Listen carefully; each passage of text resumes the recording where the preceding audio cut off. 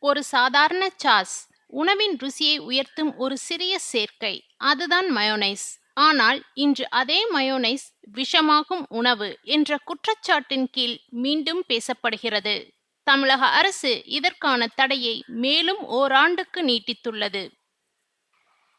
ஒரு சாதாரண உணவுப் பொருள் ஏன் இவ்வளவு ஆபத்தானதாக மாறியது? மயோனைஸ் என்பது பொதுவாக முட்டை, எண்ணெய் மற்றும் சில சேர்வைகளைக் கொண்டு தயாரிக்கப்படும் ஒரு உணவுப் பொருள். இதன் மென்மையான அமைப்பும் ருசியும் காரணமாக இது இளைஞர்கள் மற்றும் குழந்தைகள் மத்தியில் மிகுந்த வரவேற்பை பெற்றுள்ளது.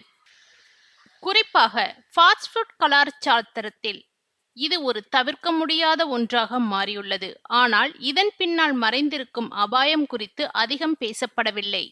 நிபுணர்கள் கூறுவது, மயோனைஸ் தயாரிப்பு மற்றும் சேமிப்பு முறைகளில் ஏற்படும் சிறிய தவறுகள் கூட பெரிய உடல்நல பிரச்சனைகளுக்கு வழிவகுக்கலாம்.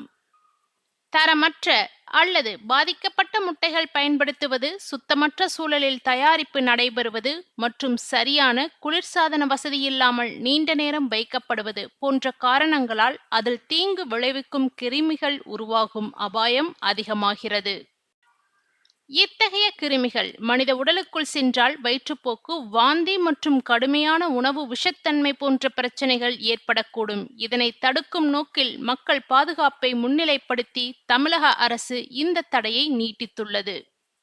இது ஒரு சாதாரண நிர்வாக முடிவு மட்டுமல்ல, மக்கள் ஆரோக்கியத்தை பாதுகாக்கும் எச்சரிக்கை முயற்சியாகவும் பார்க்கப்படுகிறது. உணவகங்கள் மற்றும் தயாரிப்பாளர்கள் தரநிலைகளை கடைபிடிக்க வேண்டும் என்பதையும் இது வலியுறுத்துகிறது.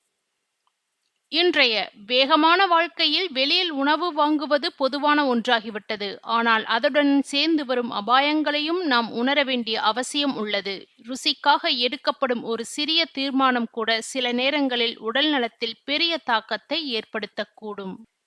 முடிவாக, இந்த தடை ஒரு கேள்வியை நமக்கு முன்வைக்கிறது. நாம் சாப்பிடுவது உண்மையில் பாதுகாப்பானதா? ருசி முக்கியமானதுதான், ஆனால் அதைவிட முக்கியமானது நமது ஆரோக்கியம். சிந்தித்து தேர்வு செய்வதே இன்றைய காலத்தில் மிகப்பெரிய பாதுகாப்பாகும்.